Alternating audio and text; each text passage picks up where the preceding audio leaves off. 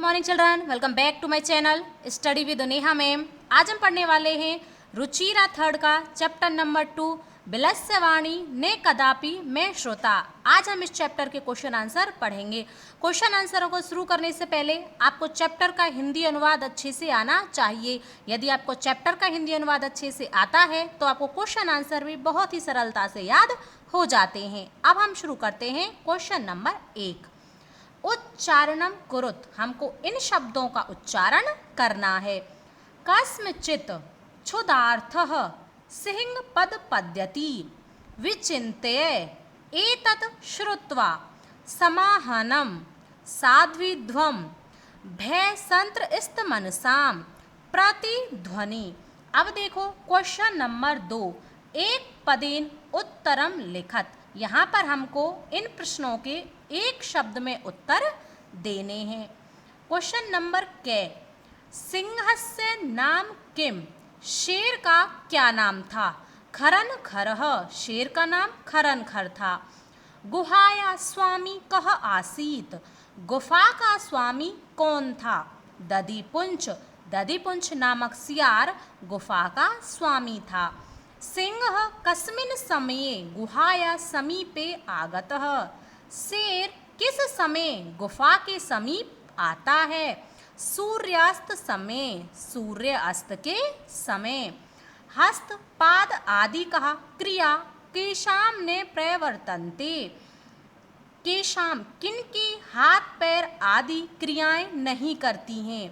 भय संत्रस्त मनसाम, डरे हुए मन वाले लोगों की हाथ पैर आदि क्रियाएं नहीं करते हैं।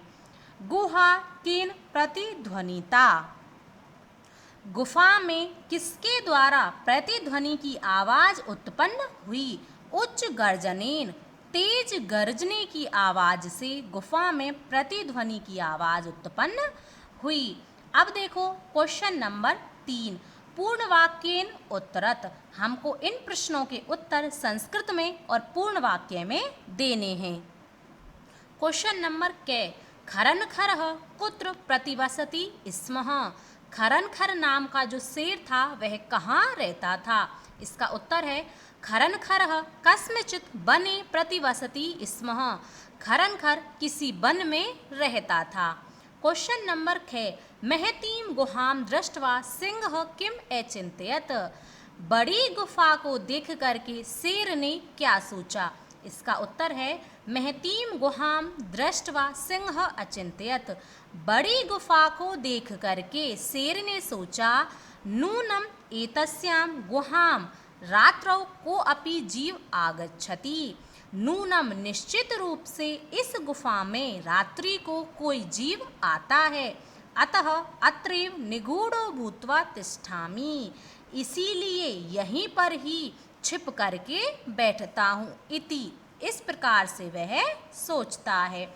क्वेश्चन नंबर गे, शृगालः किम अचिंत्यत, सियार क्या सोचता है? इसका उत्तर है अहो विनष्टो अस्मि, अरे मैं मारा गया। नूनम अस्मिन् बिले सिंह अस्ति, नूनम निश्चित रूप से इस गुफा में शेर है। इति तर्कयामि, इस प्रकार से वह सोचता है। ततः किम करवाणि, अब मैं क्या करूं? क्वेश्चन नंबर घ, शृगालः कुत्र पलायतः, सियार कहाँ चला जाता है? इसका उत्तर है शृगालः दूरम पलायतः, सियार दूर भाग जाता है अथवा दूर चला जाता है। गुहा समीपम आगत्य शृगालः किम पश्यति, गुफा के समीप आकर के सियार क्या देखता है? इसका उत्तर है गुहा समीपम आगत्य शृगालः सिंह पद पद्यति पश्यति, गुफा के समीप आकर के सियार शेर के पैरों के निशान देखता है। कह शोभते, कौन सुखी होता है? इसका उत्तर है यह अनागतम कुरुते सह शोभते ही, यह अनागतम कुरुते, जो लोग आने वाले संकट का पहले ही समाधान कर लेते हैं, सह शोभते, वही सुखी होते हैं। ये जो आपके आंसर होते हैं, जो आपको संस्कृत में और पूर्ण वाक्य में देने होते हैं, इनका आप एक दो बार रिवीजन करके, एक दो बार कॉपी में लिख करके अवश्य रिवीजन करें। ये जो संस्कृत के आंसर होते हैं, आप इनको आसानी से याद तो कर लेते हो, परंतु आप इनको अच्छे से लिख नहीं पाते हो एग्जाम में, इसीलिए आपके नंबर भी कम आते हैं। इसीलिए इनको आप एक दो बार अपनी कॉपी में लिख करके ज़रूर इनका रिवीजन करें। अब देखो क्वेश्चन नंबर 4, यहाँ पर हमको प्रश्न निर्माण करना है।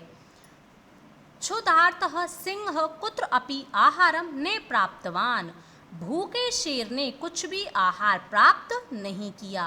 क्षुधार्तः के स्थान पर आ जाएगा कीदृशः, इसका अर्थ होता है कैसे, और इसका प्रश्न बनेगा कीदृशः सिंह कुत्रापि आहारम न प्राप्तवान, कैसे शेर ने कुछ भी आहार प्राप्त नहीं किया। प्रश्न निर्माण करते समय आपको अंत में प्रश्नवाचक चिन्ह अवश्य लगाना है, इसका आपको विशेष रूप से ध्यान रखना है। दधिपुंजः नामः शृगालः गुहाया स्वामी आसीत, दधिपुंज नाम का सियार गुफा का स्वामी था। दधिपुंज के स्थान पर आ जाएगा किम, और इसका प्रश्न बनेगा किमः नाम शृगालः गुहाया समी आसीत, क्या नाम वाला सियार गुफा का स्वामी था। एषा गुहा स्वामिनः सदा आहनम करोति, यह गुफा अपने स्वामी का हमेशा ही आवाहन करती है, हमेशा ही अपने स्वामी को पुकारती है। स्वामिनः के स्थान पर आ जाएगा कस्य, किसको, और इसका प्रश्न बनेगा एषा गुहा कस्य सदा आहनम करोति, यह गुफा किसको हमेशा ही पुकारती है। भयसंत्र स्तमनसाम हस्तपादिका आदिका, हस्तपाद आदिका क्रिया न प्रवर्तन्ते, डरे हुए मन वालों की हाथ पैर आदि कार्य नहीं करते हैं। हस्तपाद आदिका, इसके स्थान पर आ जाएगा कीदृशः, और इसका प्रश्न बनेगा भय संत्र स्तमनसाम कीदृशः क्रिया न प्रवर्तन्ते, डरे हुए मन वालों की क्या क्रियाएं नहीं करते हैं। आहनेन शृगालः बिले प्रविश्य सिंहस्य भोजनम भविष्यति, पुकारने पर सियार बिल में प्रवेश करेगा और शेर का भोजन बनेगा। बिले के स्थान पर आ जाएगा कस्मिन, किसमें, और इसका प्रश्न बनेगा आहनेन शृगालः कस्मिन प्रविश्य सिंहस्य भोजनम भविष्यति, पुकारने पर सियार किस में प्रवेश करेगा और किसका भोजन बनेगा। अब देखो क्वेश्चन नंबर 5, यहाँ पर हमको कुछ वाक्य दिए गए हैं, ये हमको घटनाक्रम के अनुसार लगाने हैं। मैंने यहाँ पर नंबरिंग की हुई है। नंबर 1 पर आपको यह वाक्य लिखना है, उसके बाद नंबर 2 पर यह वाक्य लिखना है, ठीक है। उसके बाद नंबर 3 पर आपको यह वाक्य लिखना है, नंबर 4 पर यह वाक्य आएगा, नंबर 5 पर यह, नंबर 6 पर यह वाक्य और नंबर 7 पर यह वाक्य। अब हम इनका हिंदी अनुवाद देखते हैं। परिभ्रमण सिंह क्षुधार्त हो जाता, घूमता हुआ शेर भूख से व्याकुल था। नंबर 2 पर यह वाक्य, सिंह एका महती गुहाम अपश्यत, शेर ने एक बड़ी गुफा को देखा। गुहाया स्वामी दधिपुंजः नामः शृगाल समागच्छत, गुफा का स्वामी दधिपुंज नामक सियार वहाँ आता है। नंबर 4 पर आएगा यह वाक्य, गुहायाम को अपि अस्ति इति शृगालस्य विचारः, गुफा में कोई है ऐसा विचार सियार ने किया।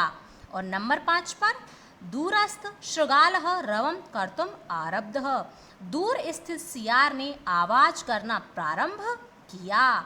सिंह शृगालस्य आहनम एकरोत, शेर ने सियार को पुकारा, सियार का आवाहन किया। और अंत में आएगा यह वाक्य, दूरम पलायमानः शृगालः श्लोकम अपठत, दूर स्थित सियार ने श्लोक को पढ़ा। क्वेश्चन नंबर 6, यथा निर्देशन उत्तरत, हमको यहाँ पर निर्देशों के अनुसार उत्तर देना है। एकां महति गुहां दृष्ट्वा सः अचिन्तयत् अस्मिन् वाक्ये कति विशेषण पदानि संख्याया सह पदानि अपि लिखत। यहाँ पर हमको बताने हैं कि कितने विशेषण शब्द हैं और उनके नाम भी लिखने हैं। तो यहाँ पर दो विशेषण शब्द हैं, एकाम और महती। विशेषण वो होते हैं जो शब्द किसी शब्द की विशेषता बताते हैं उनको हम कहते हैं विशेषण, और विशेष्य जिस शब्द की विशेषता बताई जाती है उसको हम कहते हैं विशेष्य। तो एकाम और महती, एक बड़ी, तो ये क्या है, इस गुफा के विशेषण हैं, इसीलिए हमने यहाँ पर दो विशेषण लिखे हैं, एकाम और महती। तद अहम अस्य अहनम करोमि, अत्र अहम इति पदम कस्मै प्रयुक्तम। अब मैं इसका आवाहन करूँगा। तो यहाँ पर अहम शब्द प्रयुक्त हुआ है सिंगाय, शेर के लिए, क्योंकि यह वाक्य शेर ने कहा था। यदि त्वं मामने अहयसि अस्मिन् वाक्ये कर्तृपदम किम, यदि तुम मुझको नहीं पुकारोगी, तो इस वाक्य में हमको कर्ता बताना है। इस वाक्य में कर्ता है त्वम। सिंह पद पद्यति गुहायां प्रविष्टः दृश्यते, शेर के पैरों के निशान गुफा की ओर जाते हुए दिखाई देते हैं। अस्मिन् वाक्य क्रियापदम किम, इस वाक्य में हमको क्रिया बतानी है। इस वाक्य में क्रिया है दृश्यते। वने अत्र संसस्तः समागता जरा, वन में रहते हुए मुझको बुढ़ापा आ गया। अस्मिन् वाक्य अव्यय पदम किम, इस वाक्य में हमको अव्यय पद बताना है, तो इसमें अव्यय है अत्र। क्वेश्चन नंबर 7, मंजूषातः अव्ययपदानि चित्वा रिक्त स्थानानि पूरयत। हमको इन अव्यय शब्दों का प्रयोग करके रिक्त स्थानों को भरना है। अब हम इसको शुरू करते हैं। एकस्मिन् वने कश्चन व्याधः जालं विस्तीर्य दूरे स्थितः, एक वन में कुछ शिकारी जाल बिछा करके दूर स्थित हो गए, दूर चले गए। क्रमशः आकाशात् सपरिवारः कपोतराज नीचे आगच्छत, उसके बाद आकाश से कबूतरों का पूरा परिवार नीचे आता है।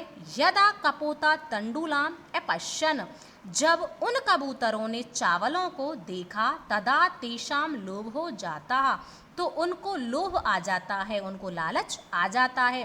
परम राजा असहमत आसीत, परंतु राजा इससे सहमत नहीं था।